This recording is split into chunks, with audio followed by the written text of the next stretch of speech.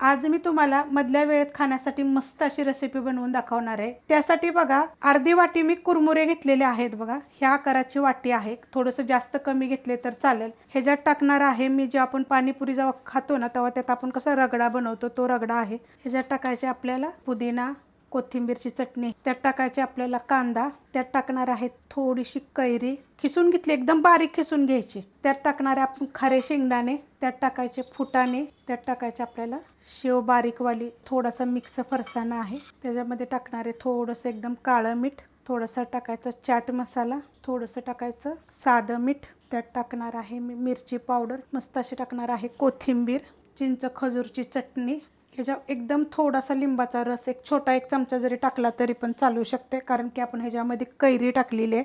Mix करून घेऊया व्यवस्थित। मस्त असं बघा मिक्स करून घेतलेलं आहे। भेळच्या तर खूप रेसिपी मी अपलोड केलेल्या आहेत, आता वरून थोडीशी मी शेव टाकणार आहे। करून बघा असं झटपट असं मधल्या वेळेत खायसाठी मुलांना।